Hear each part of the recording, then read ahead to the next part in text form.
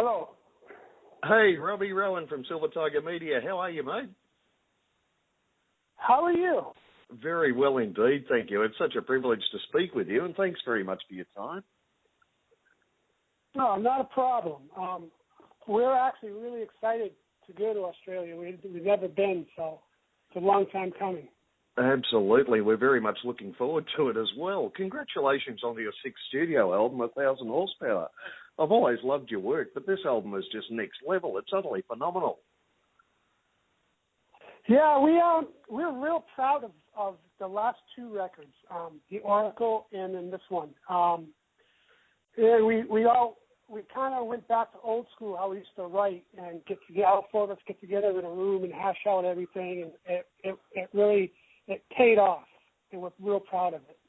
Oh, it's fantastic. Cram-packed full of outstanding tracks like FML. 58,000 copies sold in the US in the first week, landed at number 3 on the Billboard 200 chart. How does it feel to know that your work is so utterly treasured by so many people worldwide? It's awesome. It's hot. There's no words to explain it. It's just, it feels really good. You know, we've been blessed, considering where we came from and how we started, and record labels not wanting to listen to us, and and we were persistent and kept on working our butts off, and that now you can just sit there with a big smile on your face. Oh, absolutely. It's so well deserved too. Can I ask you, what was the inspiration for the name of the band Godsmack? It was started out as a joke. We were doing our original drummer. We were doing a picture shoot. He came in with a herpy on his lips, and then Sully was a wise ass, saying something to him. And then a few days later, Sully comes in with a herpy on his lip, and we all made fun of it. And Tony goes, "Hey, you just got Godsmacked." And that's basically how the name came. That's how we used the name. There's also a song from Alice in Chains called Godsmack too, but this is more about calmer, and it had really nothing to do with the Alice in Chains thing and what their version of Godsmack is. Oh, terrific. Thank you for clarifying. Why the decision to include the almost folk introduction to something different? Is it because it's something different? Yeah, that song was just, I was in the room when Sally started playing the riff, and it was just, it just had something special to it. It was something that we've never done before. We kind of went away a little bit. To me, it's more like Foo Fighters type song. Yeah. But it was just one of those. It just hit. It was one of those songs that once we recorded it, we're like, hey, this is a good one. Absolutely, it is too. The track itself really highlights again your musical skills and diversity. Yeah, we're pretty proud of our playing. We never used Pro Tools live. We are a live band, and a lot of times we track everything live in the studio too. All our that album we came out with, Live and Inspired, that was basically us taping ourselves every night. We had a guy come in and go, "Hey, pick a good show." He picked it, and there wasn't much editing. We just remixed it and put it out. So we're pretty proud of our playing. We work hard at that. We're always, practicing. And Tony, he plays 20 hours a day. He's just a maniac. All he does is play. So, yeah, we're pretty proud of our playing ability. Most certainly, and given you are a live band, but appearing at Soundwave 15 is such a big treat for us out here. Are you feeling the love at all on things like social media and the keen anticipation that's obvious here on Australian shores? I can't. Like I said, we've never been to Australia, so I don't know what to expect. I've never been to these. I heard all about these festivals, the Soundwave Festival. It's like I heard it's unbelievable. I just looked at the lineup and how many stages it is. So I'm looking forward to this, to seeing exactly what goes on down under, because it's and we've been hearing a lot of good stuff, and we're excited to get there. So right now I'm sitting in 0-degree weather, Fahrenheit, with 5 feet of snow. So, and we're going this summer, so we're all pretty pumped on that one. Oh, brilliant. You'll be coming out to thaw out first thing. I have to ask you, did Mayor Marty Walsh really declare August 6th Godsmack Day in Boston, honouring 1,000 horsepower? Yeah, it was pretty exciting because we always consider ourselves a Boston band. We were doing marketing for the album. Our management said, "Hey, let's do something. Let's see if we can get the mayor involved, get the city of Boston involved." And they made the phone call and they said, "Yeah, we'd love that." So it was a pretty cool day for all of us, hanging out with the mayor. And he just got voted in too. So he was, he's a newbie, and he was a fan of the band. He knew about us the last 20 years, so it was a pretty cool day. Oh, that's fantastic. Being embraced by Boston that way, it's absolutely brilliant. With all your deserved success, the scam in 1995 must seem so long ago. The scam? The band The Scam? Yeah. Is that what you said? Yeah, that was 20 years ago. That was like incredible. Before the name Godsmack, that was our name. I actually forgot all about that. You're doing some good work. You get some. You figured out some good stuff. I like it. Thank you very much, my friend. Look, how difficult was the music scene in Massachusetts to get established?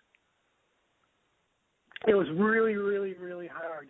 I got to the point where we had to basically establish ourselves. We started playing in backyards, parties, local clubs, and then we just branched off. We tried to be in a 30-mile radius, or like an hour and a half radius around Boston, and then we'd go play, that same club every 6 weeks. And then we'd find other bands that were good, that drew some people, and we kind of had a little package together. We went around and just kept on doing it. And I think one of the best parts was the band Stained. They lived a couple hours away from us. They were a Massachusetts band too. So we would go 2 hours east where they were, play all their clubs, and they had a big following going. And then they'd come with us, around our areas where all our following was. So we played at packed houses every night. It was a pretty cool thing. We basically built the scene. And, for years I always tell up-and-coming bands that, especially local guys, because if you want to do it, you got to build your own scene. You got to, sell your CDs out of your trunks and just do whatever you have to do. And, once you get that scene up, and then that's when other labels will come and give you a listen. Oh, brilliant. You personally started playing bass at the age of 14 and stuck to it. I have to ask, was it the band or the instrument that has kept you bass faithful all this time? It's the instrument. My dad played guitar and my uncle played bass, and I was raised on 50s and 60s music and country. I'd go play, I'd go walk into a club with my amp and make $80. I wouldn't know the music. I'd know how to play it, from listening to it all the time with my parents. And that was my foundation. And then when we started playing with Godsmack, that was just aggressive. It was aggressive music, and it's fun to play. And we've been playing now for 20 years, so I still don't get sick of it. So it's hard to explain. I do other things when I'm not playing Godsmack to keep my chops up, but it's a fun, aggressive thing to do. That's why, all the Godsmack music, it's just, I call it ground and pounding. Oh, fantastic turn of phrase. Did taking up the finger picks change your style significantly? With what? With finger picks? Can you repeat that? Oh, that happened. I had a bass tech. Basically, when I was in the studio, I was telling him this. Usually in the studio, I play with one finger only because I was born with a birth defect. I'm a righty, but I play lefty. Yes. So I use my index and my ring finger on my left hand, and both the fingers sound totally different. So in the studio, I'd play with one finger. Live, you could get away with it. But, I told him that. He goes, "Hey, have you ever tried finger picks?" And I told him he was crazy and no, and I never would. And then I thought about it. I'm like, he's got a point. So I put him on. I tried to play him. I hated it. I didn't like it at all. I couldn't feel the strings.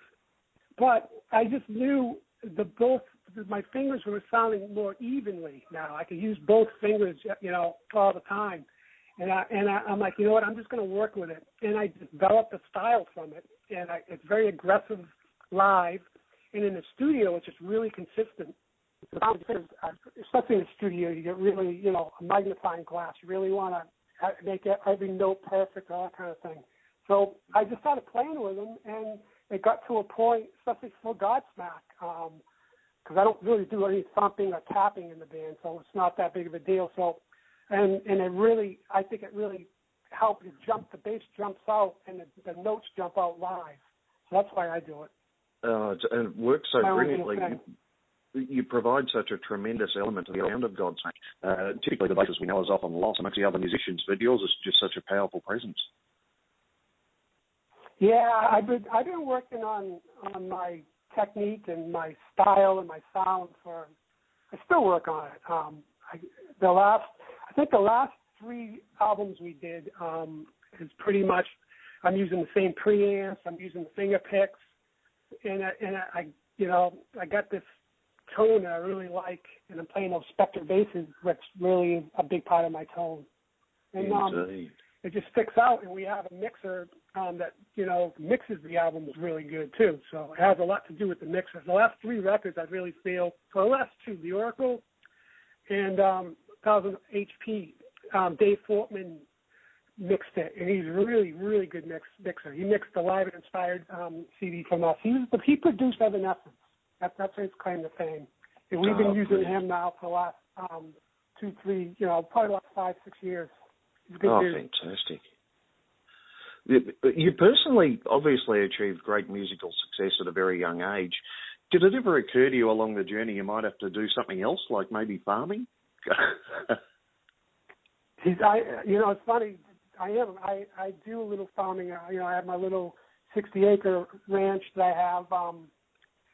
I was a construction guy and a roofer, so playing music and doing a little guy, to me, I call it beats, banging nails. So if I had to give up music, I'd probably, just hang out at my farm and just do what I do. Absolutely. As long as it's not 0 degrees, you'd be fine. I know there's a massive wave of excitement ripping through Australia before you even arrive. With such a magnificent repertoire of tracks, what can we expect at Soundwave 2015? With the songs? Are you talking stage? Yeah, we're gonna play a lot of our hits through all the records. We're gonna probably 2 or 3 songs on each record. We have an hour set. And it was funny too because we did a tour last fall, and so I said we'll do that set. And then I just get an email from him a couple of days ago, and he's got about 7 or 8 songs that we haven't done in years that he put on the list. So I've actually been listening to him. So you're gonna hear a song or 2 on each record, and maybe 2 or 3 new ones on the new record. So. That'll be fantastic, and the wait is almost at an end. I'm sorry, my friend, we're out of time, but I'm going to try and hit you up for a video interview while you're in Melbourne, which would be tremendous if you have an opportunity. Yeah, we'll be there. So hopefully your people get in touch with my people, and we get to meet, and we can go from there. Well, thank you very much for coming out to see us for Soundwave. We can't wait to see you here. Travel safe, my friend, and we'll keenly await your arrival. It sounds good. You have a good one. I'll see you soon. No worries. Take care, mate. All right, Rowan.